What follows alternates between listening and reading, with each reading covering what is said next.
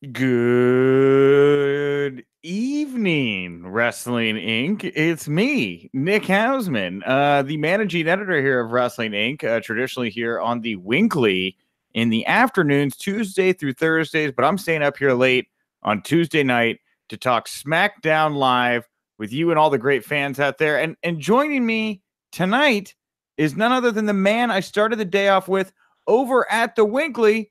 It's Michael Wiseman. Michael, welcome. Well, thank you for joining me here tonight. Every Tuesday, baby. You and I got this on lockdown. Every Tuesday, we come at you with the Winkley. Tonight, we're doing it with SmackDown. Tomorrow, the whole wide. It's like Pinky and the Brain. You used to watch Pinky and the Brain? Oh, I love Pinky and the Brain. One is a genius, me. The other's insane, you. And we're trying to take over the world. So here we are. What are we trying to do tonight, Michael? Well, sleep at some point, hopefully before the morning. Talk some wrestling in between. Yeah. We're going to do a gauntlet of a podcast tonight, you could say. Absolutely. Well, tonight was SmackDown Live presents Kofi Kingston. Absolutely. And we are going to get to that here on the show tonight. Thank you, everybody for tuning in here tonight. Feel free to jump into the chat room. Let us know what you think. Michael, I can tell you are already very engaged in the chat room. I can see you looking there to the side there. Yes. So chime on in. Let us know what you think of the show here tonight. Also, I want to remind you all, I do host the Winkley. I'll be back tomorrow and Thursday alongside Justin LaBar. Tomorrow, I also have a special interview with Davey Boy Smith Jr. And on Thursday, the big announcement, I'm definitely going to be releasing an interview with the brand new AEW producer, Billy Gunn, on Thursday as well. So if you want all of that, subscribe to Wrestling Inc. audio over on iTunes. You're going to get me, Michael Wiseman, Justin LaBar, all those other great names. And if you are in Houston this Sunday for the Elimination Chamber, you got to go to the St. Arnold's Brewery and hang out with our friends at the Two-Face Podcast every Friday. They're right here, Kelsey and Paul, on the Wrestling Inc. audio, delivering their hot pro wrestling takes. And that event is going to start at 2 o'clock or 2:30 and 3 o'clock is the podcast start time in Houston. Go drink beer and talk wrestling. There's really nothing better. And to commemorate that moment, oh, wait. I'm having a beer here tonight, Michael. Man, you're cracking the night. Just for the record, guys, just for the record, I'm reading through some of the comments here in the chat room. Yes, your regularly scheduled guests will be showing back up. Raj, Glenn, everybody, Matt, everybody else, right? They'll all be back.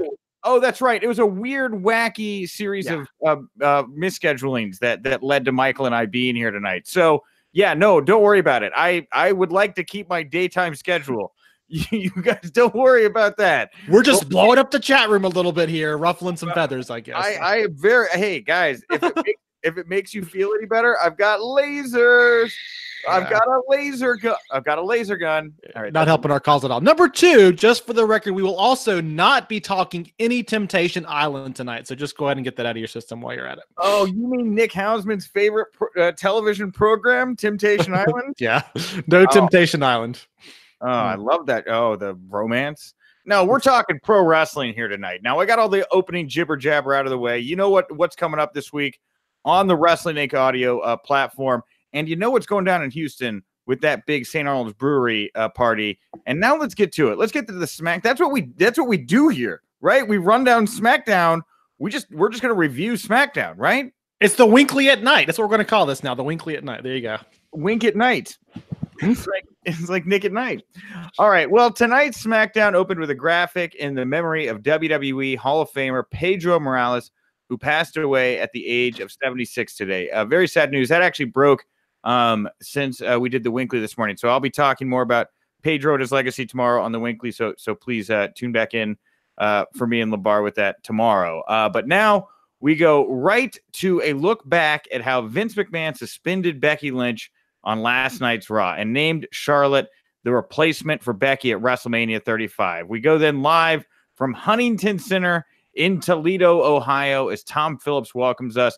He's joined by Corey Graves and Byron Saxton. They hype the show. Charlotte makes her way out to mostly a lot of boos. She looks up at the WrestleMania 35 sign. She says this is her destiny. She wishes she could say her heart is breaking for Becky Lynch, but it just isn't. And the fans chant for Becky. And Flair goes on about Becky and says, we all know that Flair is the backbone of the division, the franchise player. Flair says she is a winner, and she begins to talk about why Vince McMahon chose her. Now let's take a little pause here, Michael, to reflect on the opening part of this here with Charlotte confronting the crowd. What do you think the crowd wants to make of Charlotte Flair at this moment in time? Well, I guess there is this massive amount of heat directed straight at her, right? After last night's events, they got the intended reaction here. Charlotte came out to jeers. She came out. The audience was just picking at her at every little bit. She played off of it so incredibly well. She has poise and confidence and all that jazz. WWE wants her to be a monster heel, and they got it. Do they hate Charlotte, or do they hate what Charlotte represent? Do you know what I mean? Like, yeah. Do they hate Charlotte, or do they hate the circumstances, Michael? Do they hate what has led to this moment of Charlotte Flair being at this moment in time? Does it make a difference here, right? Because it wasn't like Charlotte was beloved for the last couple of months anyway. And I like the fact that Charlotte is willing to go all heel. So boos are boos at this point if you can play off of them the right way. I mean, I think you're right. What they're really upset about is Becky Lynch not getting that match with Ronda Rousey.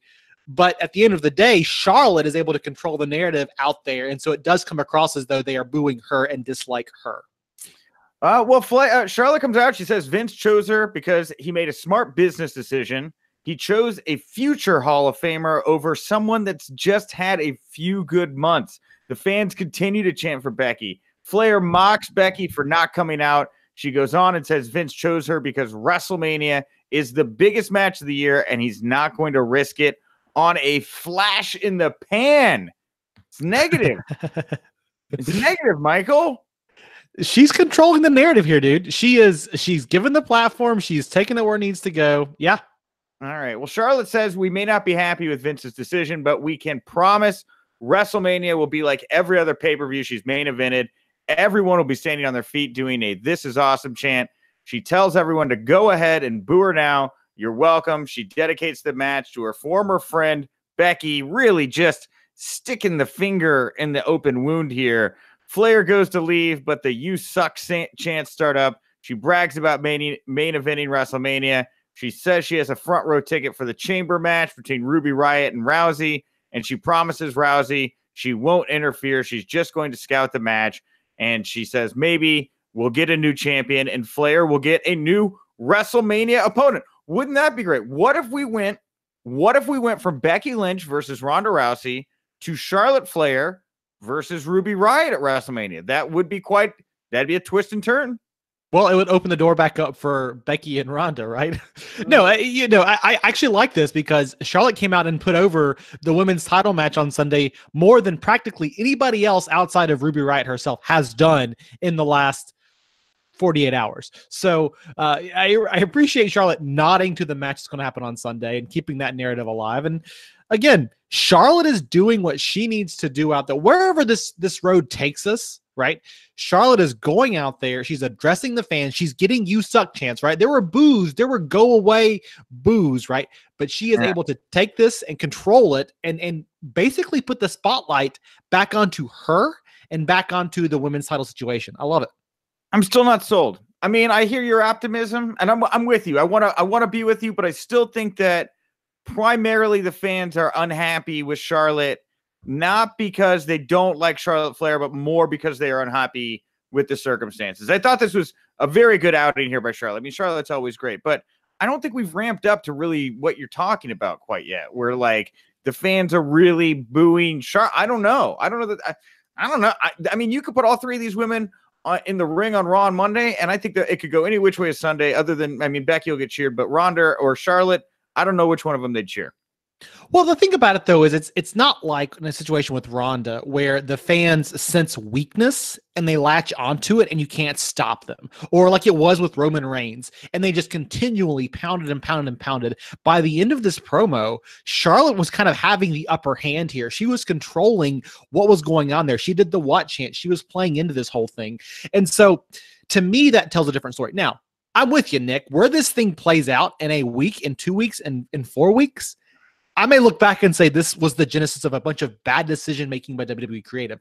However, I'm willing to give this whole angle a chance because I feel like as hot shoddy as last night felt, the end of last night's Raw felt, they are kind of doubling down and telling the right story and carrying it through from show to show and spotlighting it the right way. So again, who knows where it's going to go? I like Charlotte's promo here, and I am curious. I'm more invested in Sunday's match than I have been in at all so far. Yeah, no, I mean, when the announcers, I thought last night on Raw, we talked about this on the WINC a little bit earlier, but I thought the announcers did a good job on Monday night making Ruby Riott, shine as bright as she could going into this bout. Having Charlotte here ringside, it doesn't, I don't know.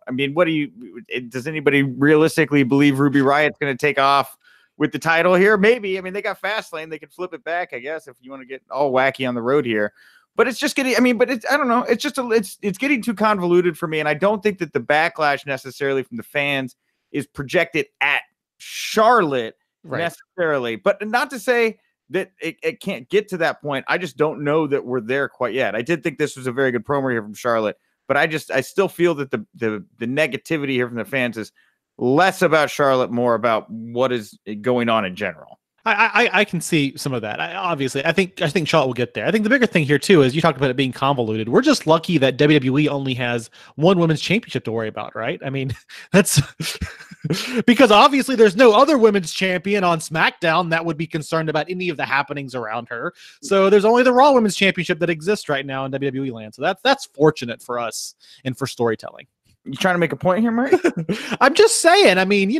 Charlotte's out there from SmackDown competing for the Raw Women's title. Becky's competing for the Raw Women's title. We haven't heard from Asuka in weeks. Did she get? Can you remember when TNA had the kidnapping storyline and people kept getting kidnapped in the back? Is that what happened to Asuka? Did she get kidnapped?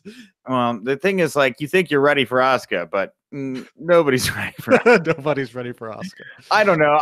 Maybe it is something here where they're going to let this play out, and then Asuka can come out and take center stage with whatever it is. There's all the women right now are tied up in this tag team elimination chamber match, which we got a taste of here. Is the Iconics following Charlotte's opening promo here? The Iconics took on Carmella, Naomi, and Mandy Rose and Sonya Deville. It was nice match, kind of shades. I think they did the same thing last week on SmackDown, right? They had the other three women from the chamber match. Or no, that was on Raw last night. It was Raw, yeah. The Raw the other night. They had the other three women from the chamber match. So more of the same here. Naomi and Carmella came out on top after Naomi did the split leg moonsault onto Rose. After the match, it was confirmed that Sonya Deville and Mandy Rose will start in the chamber with Sasha Banks and Bayley on Sunday, since they were both pinned in their respective 6-woman tag bouts there. Celebrations cut short as the Iconics hit the ring. They unload on Carmella and Naomi. They beat them down, and the Iconics stand tall here. So that was really your final image going into this bout here. The Iconics feel like a natural fit for the tag titles, but history would show us that if you're standing tall going into it, the odds are probably not very good that you'll actually win. A lot of things I liked here. I think number one, I thought it was cool the graphic they used to kind of highlight who's starting where in the Elimination Chamber was something different, and it was a very creative way to tell the story of what you can envision for Sunday's Elimination Chamber match. Small detail, but again, small details really do add up, especially in WWE, so I like that. You look at the way they've told these backstage stories with the interviews, they feel very personal. They're very ESPN-esque. I appreciate that because honestly, when you're pairing all these women up and tossing them into a chamber together, no disrespect, but some of these women can get lost and get confused to the casual WWE fan. And so I think it makes a lot of sense. They spotlighted those belts in a really cool way. I just love, at ringside, I think those belts have an interesting, unique design that plays off the other tag team title belts. So all in all, a lot of good work done here. I think there's still been some weird things about who gets into the chamber, right? Some people can just declare themselves. Others have to fight for it in the match and all that jazz. But I don't know. You've seen a lot of interviews with women. I don't know who to pick for Sunday. It's kind of wide open, in my opinion. Yeah, I'm kind of feeling Naomi Carmella here at the moment, just because I think these are two women that have been pushed strongly in the past by WWE that they know, I don't know if they can stand on their own. Maybe they can stand as a tag team. That's weird, but there's not, other than the Iconics, maybe Mandy, Sonya. There's no natural tag teams here. They've all been kind of paired together at some point, Sure. Well, as has the rest of the WWE's tag team divisions been paired together. I like the Iconics here. Honestly, we talk about all this. I think the Iconics they need this a little bit more than the other. I mean, a lot of women in the roster need something, but the Iconics would be a really good fit, and I think it would catapult them to that next level in WWE. And I'll go back here and say that maybe it was not in the run here we have on the site, but on a different post, of course. Backstage during this match, we saw the New Day talking about which of them would enter the Gauntlet match to main event the show here tonight, due to the fact that Mustafa Ali is injured. So he did. I guess it was between the opening segment here with Charlotte and this women's tag match. This segment played, but yeah, Mustafa Ali is not going to be in the Elimination Chamber match. Kofi Kingston is going to be taking his place. Very unfortunate turn of events here with Mustafa Ali. I'm a big Ali fan. This was a huge opportunity for him, and I know he will come back and overcome. But I don't know. That sucks. I'm upset about this one. You know, dude hates it. I mean, you see him and his passion for this, and he knows just personally, this is a huge opportunity to be main eventing a major pay-per-view. Elimination Chamber is on the road to WrestleMania, so it is a major pay-per-view. But to have this opportunity in front of you and then snatched away due to an unfortunate injury, yeah, that sucks for the dude, and I really hope they do pick up with him after this and run with it. WWE took an interesting decision here by inserting a member of the New Day, and they're doing this thing now, which I appreciate, but it's really being driven by the need to keep viewers watching your entire show, and that is they keep lining things up within the first few minutes of the show to keep you engaged and coming back later. So what they did when the show opened, they announced that New Day was going to be in it, and Corey Graves said more on that later. So again, small details, attention to the things that matter to the fans to keep them engaged with the show. I liked it.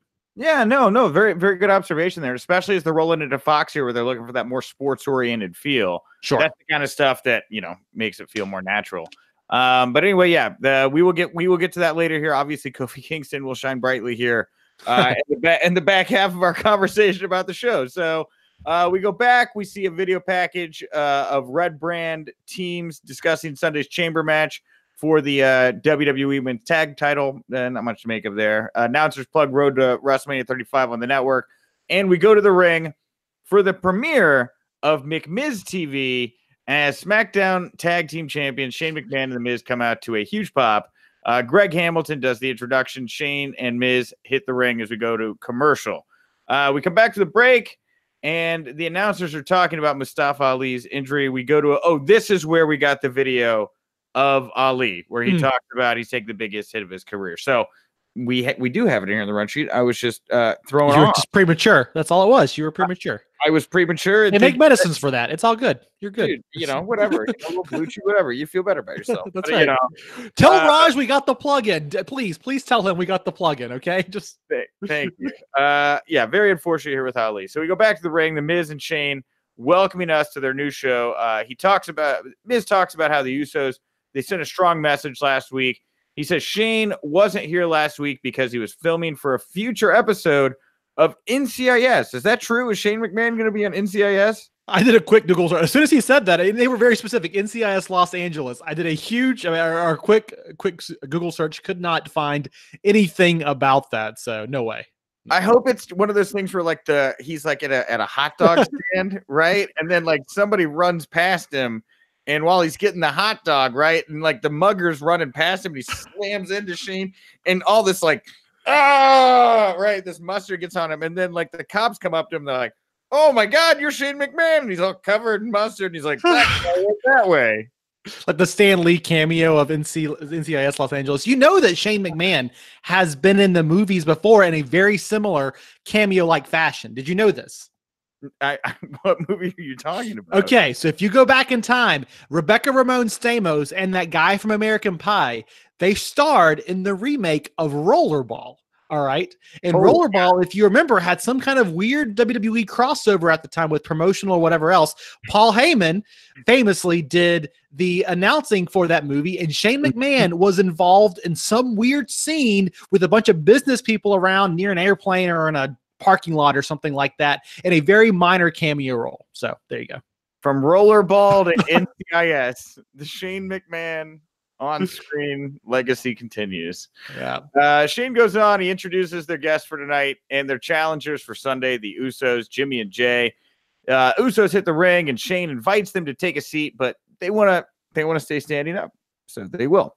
The Usos end up calling Shane and Miz a couple of wannabes, saying they want to be just like the Usos. And Shane says they're not trying to be like the Usos. They are the greatest tag team in the world. And the Usos taunt them for not riding together and training together and eating together and bathing together because they're twins. It's funny. I laughed. They preface. Is that what twins do? I guess. Who knows? I'm not a twin. Who knows? All right. The Usos give each other a tag team test now where they answer various questions for each other. And Shane and Miz, so they're like, what's my favorite color? You know, what's my favorite food? Pepperoni pizza? Big pop. Did you notice that pop for pepperoni pizza? Yes. Shane and Miz do the same thing, but they're whispering to each other, and Miz is giving Shane the answers. They get a pop in the crowd for mentoring the Toledo Mud Hens. We're very happy that they got a shout out there. This leads to the two teams having words in the middle of the ring. The Usos get hyped up. They welcome the champs. To the Uso penitentiary. They drop the mics, and Shane says, one thing that's real is the titles, and they raise the titles right in the air, and Shane tells the Usos he will see them on Sunday. Chant for the Usos starts up as the two teams face off, and the Usos drop the champs with a pair of super kicks, and they leave to their music being played here. The Usos are very good on the microphone. I don't know that this was their strongest segment, but man, they looked good, and I really liked them a lot more than Shane and Miz. Yeah, this is the thing that I took away from this segment. Shane McMahon especially. Now, Shane and Miz were funny. They had their little moment. They went back and forth. I actually enjoyed the banter, right? The banter was fine. I wanted to hate it, but I actually liked it. Okay. The thing about it is that credibility-wise, they just looked like amateur hour compared to the Usos. And bigger deal here, they made the championship belts look like amateur hour compared to a real tag team. And that's my issue. I like the comedy stuff. It was fine. You know, we all know the Miz is great on the microphone, very natural. Shane is playing off of that very well, but there's a gap there. There's a gap there. So with WWE seemingly like putting a re-emphasis on the tag team division, right? Like the Revival, now they're the Raw tag team champions. Is this where you see like, you know, some miscommunication happening here on Sunday at Elimination Chamber? Miz and Shane cost themselves the tag titles, and that's what jumpstarts whatever the program is going into Mania between these two? I think it's got to be, right? Because number one, I think we do need to move the belts off of them and onto somebody else. I think Miz and Shane make a lot of sense for Mania. And again, I want to see, somebody pointed this out in the chat room, Goodfellow1422, Revival versus Usos for unification of tag titles. That would be a fantastic match to build into Mania. Raw tag team versus SmackDown tag team, Revival versus Usos. You could do a whole lot with that. Two honest, true tag teams going at it that are very top class. The people don't always get it, but the Usos are some of the best talent in WWE. When they have great matches, or when they go out there and have matches, they have great matches. I was really sad they didn't win the belts last year at Mania and have their moment. So I would love to see the Revival and Usos go into Mania. But yeah, we've got to start that division sooner than later, I think. And Sunday would be a great time to go. Yeah, no, I think you're right. And it would be cool to see the Usos and the Revival leading the respective divisions going into WrestleMania. I mean, there's a lot of great talent for them to work with there. So we shall see. We go backstage to the New Day. They're walking. They're getting excited for the Gauntlet match. This leads us to a video tribute for Black History Month, focusing on the 1963 March to Washington with Dr. Martin Luther King Jr. Video includes footage of WWE superstars at the National Civil Rights Museum in Memphis, Tennessee from earlier this year. And that leads us into the Gauntlet match here, where, man, Kofi Kingston here put in over an hour of work on television, started off in the ring with Daniel Bryan. And I mean, I don't know how we want to, I'm not going to read this whole thing here, but like, we'll go through this kind of pin by pin. Move by move, Hausman, move by move. Hurricane Rana. Play by play. Tope con Hilo. That's my favorite name for a move. Okay, but yeah, I mean, look, Kofi starts it off here by pinning the current WWE champion Daniel Bryan here after, I mean, this was the longest of all his competitors. I've got to believe him and Daniel Bryan went a little more than 20 minutes. I think it was closer to 30 because it's maybe 25. Who knows? But yeah, they had at least 20 some on the clock, and the announcer made a point of saying that. Listen, get it. We there for a moment. It could have been Big E.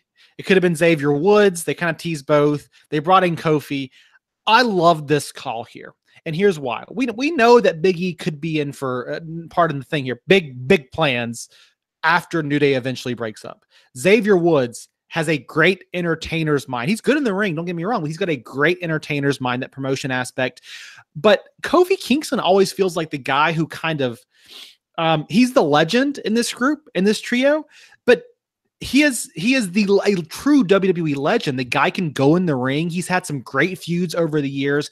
But I always feel like when he's in the New Day, he hasn't quite gotten the spotlight the way somebody of his stature deserves it. So I really appreciate WWE making the call here and saying, yeah, let's put Kofi Kingston in there. And God, him and Daniel Bryan, not only did they tear down the house, but Kofi Kingston looked like $1 million freaking bucks up there, that match he had with Daniel Bryan. Yeah, no, I mean, and note about it. And, when I look at why they picked Kofi, I think obviously there's a lot of good reasons to pick Kofi, but also just physical size here. I mean, Mustafa Ali and Kofi Kingston both have kind of a similar, I would say, move set in some ways. They have a similar build. I think there was a way to tell the story they were going to tell with Mustafa Ali in this match, maybe better with Kofi because of that, right? Like, you couldn't really tell the same story with Big E. Sure. That you could have by having Ali in that position here. And the whole time I'm watching this, and I agree with you, the whole time I'm watching it, though, at the same time I'm thinking, man, Ali could have made a new guy here. But instead of making a new guy here, what you got was a refired up guy you've already got. I mean, Kofi Kingston throughout this bout over and over again had to sell, dig down, come back, and make it believable. And he did it over and over again, which I thought was just was really awesome here. Well, Kofi gets caught up in this thing where they use him for rumbles and for ladder matches to kind of have to be a spot monkey. Don't take that the wrong way, but they use him for a highlight reel, right? Oh, look, he took this big bump here. Oh, look, he landed on his hands here. But Kofi, he can go. He has endurance, obviously, but he can go with the best. Yes, it's a WWE style, but he can go in there and he can tear it down and he can put out a good match. And I think that gets underrated because of the New Day shenanigans they have these days. Yeah, and this was just before the pinfall here. This is when the New Day was ejected from ringside. Now, there were some shenanigans here with Rowan kicking Kofi, but before he was able to pin Daniel Bryan. But nonetheless, kick Daniel Bryan. Out comes Jeff Hardy next to face Kofi Kingston here. Now, at this point, I'm kind of in shock because Kofi Kingston has just pinned the current WWE champion. I also think back with Ali. Ali also has a pinfall victory over Daniel Bryan from about a month or so ago. So I don't know if if that was something they wanted to keep in line with the momentum they had. I don't know if they're trying to pass off whatever they had with Ali onto Kofi, but I did think that it was kind of interesting that you had Kofi pick up that pinfall victory there so that he can always play back to that, like Ali would have had the ability to do as well. It did really feel like that he just took over what Ali was already supposed to do, even down to the stuff he did with Samoa Joe. I'll talk in a minute, but it just felt like Kofi was a Mustafa Ali fill-in there for about an hour tonight. Yeah, and I wonder how bad it is with Ali. I'm going to try to find out about that because, like, this did feel, I don't know, it was a little weird. It's a little weird watching Kofi like play the Ali role, but at the same time, I'm a big Kofi Kingston fan. So anyway, Kofi Kingston is now in the ring with Jeff Hardy. Jeff Hardy and Kofi had a nice exchange here as well, I thought, but you could kind of tell that this was gonna be Kofi's night. I mean, like, I didn't really give Jeff Hardy a whole heck of a lot of chance here against Kofi Kingston after Kofi picked up the pinfall there over Daniel Bryan. Yeah, it was one of those things where it felt like, okay, he's done, he's winded, we're gonna move on, we'll go on to the next person. But they doubled down in some pretty impressive ways here. I mean, Jeff Hardy looked pretty pathetic out there. Let's just be real, comparatively speaking. Yeah, well, I mean, he got pinned with the SOS tonight. I'm trying to keep up with all this here as I read through all the notes. But like, yeah, he pinned. That's what I remember being interesting about this. He pinned Jeff Hardy with the SOS here. So, I mean, you knew he was going to be going through some guys here. I'm glad they made that SOS feel very important here. Again, like Kofi's got multiple finishers now at this point. It just helps him, have a little diversity in this type of situation. Out next, though, after Jeff Hardy was Samoa Joe. Now, Samoa Joe, it's like, how far are they going to go with this guy, right? You got a fresh Samoa Joe versus a Kofi Kingston here now. These two they were going back and forth. At this point, we were heading into the 45-minute mark now with Kofi Kingston. I mean, where were you at in this bout? I mean, were you in that moment? Did you think they were going to turn the tide there? Maybe it's time to head into some new talent, or do you think they were going to keep on with Kofi, Mike? When we got the second pinfall, I figured at that point, listen, we might see him go all the way or come really close, get really, really close to the end and take it. This whole thing felt a little bit like what they did with Seth Rollins last year, the gauntlet that went an hour to open Raw that one night. And so part of me felt a little bit skeptical because they did the same thing with Seth Rollins. He goes through, wins about 2 or 3, and then he gets beat pretty quickly. But yeah, I figured maybe they are going to double down and we're going to have a Kofi Kingston who wins the whole damn thing out of nowhere, right?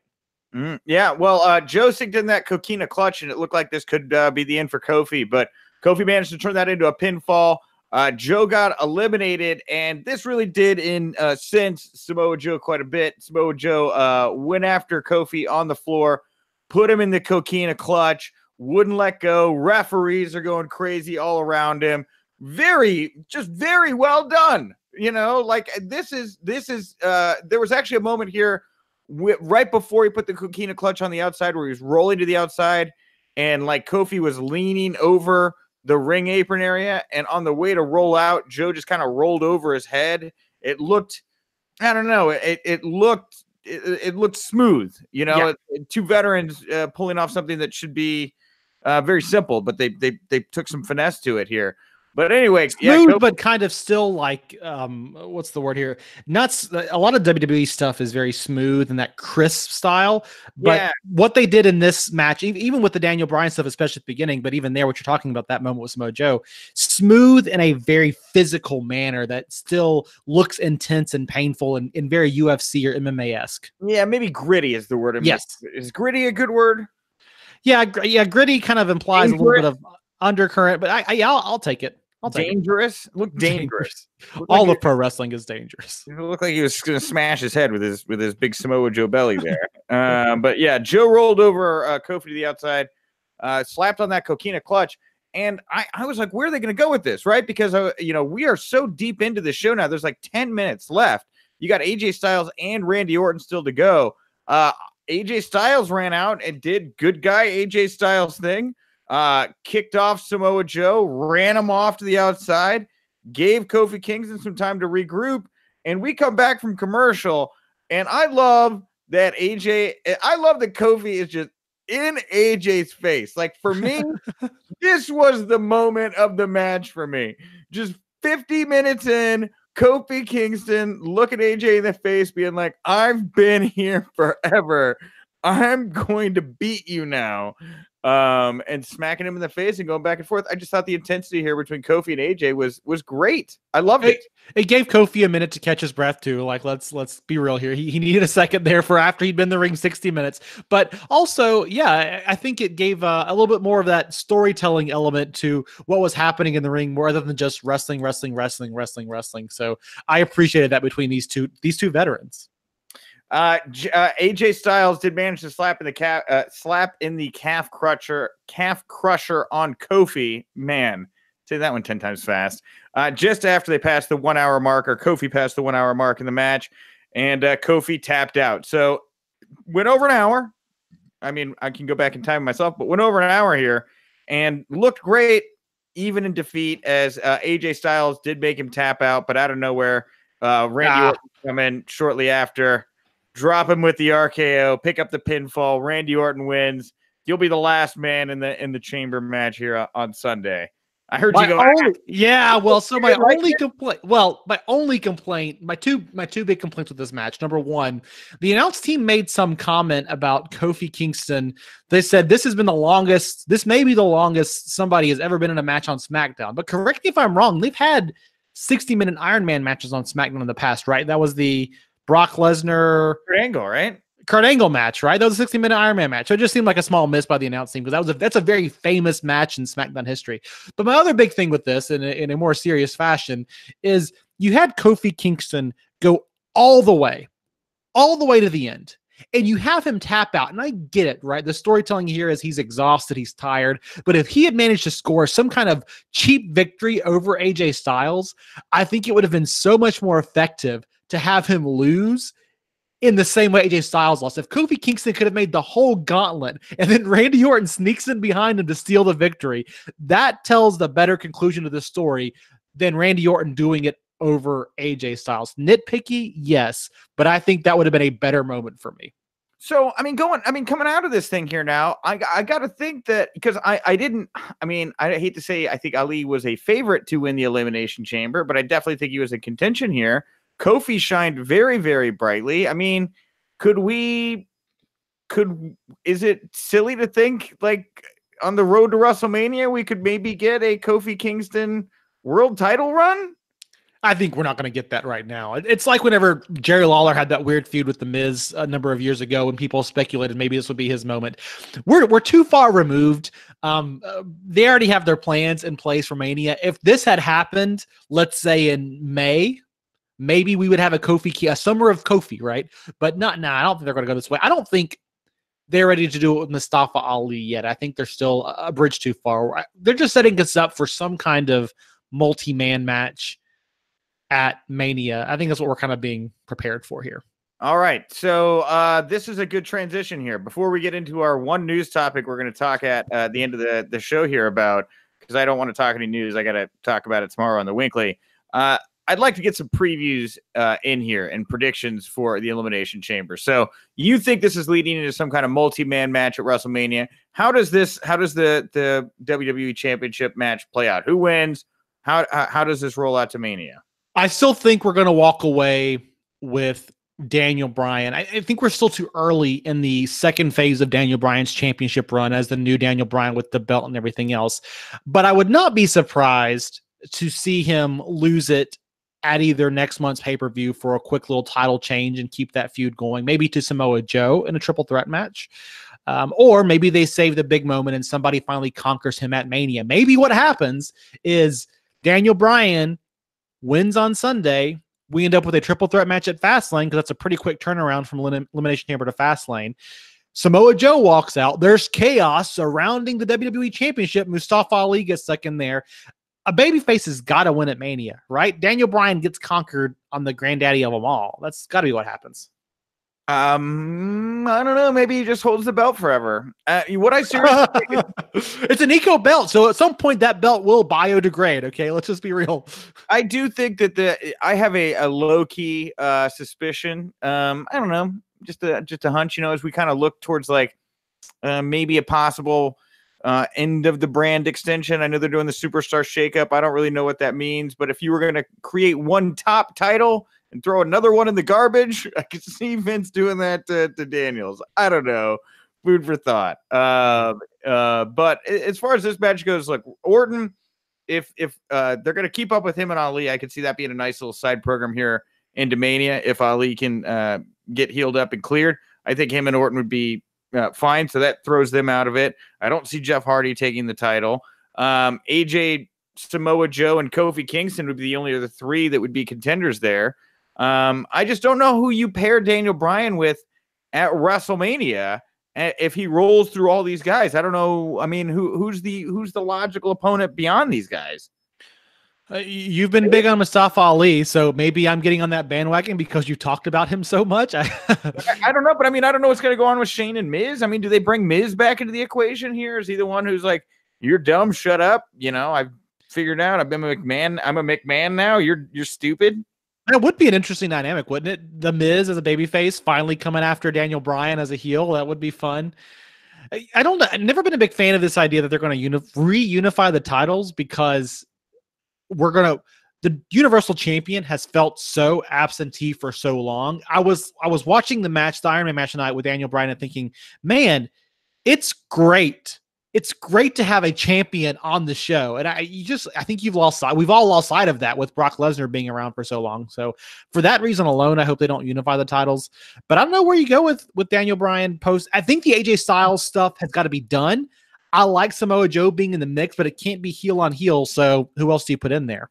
Also, PW Insider, I remember earlier today, they reported Luke Harper was backstage at SmackDown tonight. No Luke Harper tonight. No Luke Harper.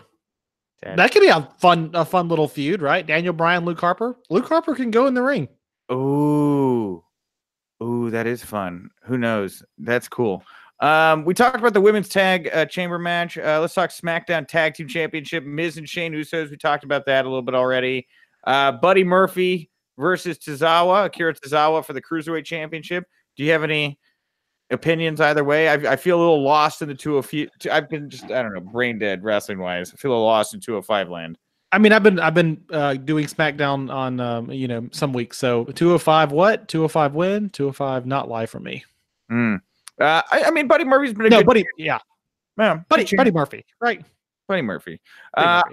Finn Balor versus Lashley and Lio Rush. IC title handicap match. If Finn Balor pins either Lashley or Leo, he wins the title. You think he takes the belt here? Yeah, he's got to pin Leo, right? He's got to pin Leo. I wonder if Leo pins him. Maybe maybe Finn needs a big buddy that could fight Bobby, but I really like Lio Rush and Finn Balor. I would like to see more of those two. Ronda Rousey, Ruby Riott. Like a layup here for Ronda, right? Ronda. What if Charlotte costs her the match, though? I think it's going to go the other way. I think Charlotte's going to help ensure that Ronda wins so she can keep the match at Mania. That's what I predict. Braun Strowman versus Baron Corbin. Who cares? Come on. I hope. Well, Braun Strowman's going to win. But Baron Corbin's going to make him look good. Yeah, I'm so over that. Whatever. I'm so over this. Well, look, they're big guys. Let's pair them together and, whatever. Braun Strowman. All right. Braun Strowman definitely for the win. But I'm a Corbin fan. I think in the long run, I think many more people will be as well. We had this discussion at lunch today, and I think that I'm going to. That's, by the way, the Winkley now is called Wrestling Inc. at lunch. So up at lunch. Anyway, the big thing. Baron Corbin could be something. I don't like the way they booked him on the main roster, and that's it. That's my big issue with him. Not him as people hate him. I know that, but I think he could be something. Not what he is right now. All right. Well, let's real quickly touch on to wrap up the show here today. I'll get your take. I'm not going to try to dig too deep into it because I got to talk to LeBar tomorrow. But it was reported today. PW Insider said Batista met with WWE officials on Thursday. Chris Jericho said he met with Batista today. He posted that on Instagram. So Batista's talking to people. We talked about it a bit on the Winkley earlier. Do either of these updates sway the winds for you one way or another, Michael Wiseman, as to where Batista may go? Man, it's interesting. It is interesting. It's an interesting time to be a pro wrestling fan. Batista talking to the enemy. I think it's a little bit of posturing on Batista's part so he gets a better deal with WWE. But you said this earlier, Chris Jericho being over there could sway it. I would be surprised if Batista ends up over there. Stranger things have happened. I still think we're gunning for Batista and Triple H. If Triple H is ready to go by Mania. So. All right. Well, that brings us to the end of the show, guys. Thank you all very much for tuning in tonight to the latest SmackDown Rundown, WINC podcast. I call it the Rundown. I like Rundown. It's a fun thing to say. I'll be back tomorrow. Wink at night. I'll be back tomorrow with the Winkley. It'll be released tomorrow afternoon. Me and Justin LeBar the next 2 days. I'll have Davey Boy Smith Jr. tomorrow, Billy Gunn on Thursday. Check them all out. Again, if you're in Houston, St. Arnold's Brewery, pre-WWE Elimination Chamber meetup. Hang out with our good friends Paul and Kelsey from the Two Face Podcast right here from Wrestling Inc. Audio. They're going to be doing a live podcast starting at 3 o'clock. The doors are at 2:30. There'll be games, prizes. You can drink beer and talk about wrestling. I mean, it's really, that's the whole thing. That's what it's all about. It's games, prizes, and beer, man. It's like a fun afternoon at Chuck E. Cheese's. There you go. Michael, where can people go online to find you and support you? You can support me if you want to send money directly to my household. Me and my wife and my cats and my dog would appreciate that. But more importantly, if you want to keep up with my work, which I'm sure is what y'all care about, Follow me on Twitter. I am at The Real Wiseman. I like to post lots of memes and GIFs and all that fun stuff. But more importantly, I post links to my articles here at Wrestling Inc. There you go. Yes, and I'm at Wink Rebel over on Twitter. Tuesday through Thursday, Wrestling Inc. Audio, the Winkly. Check it out. Hashtag Winkly. Thank you all very much for tuning in tonight. And remember, if you winked, you didn't miss it.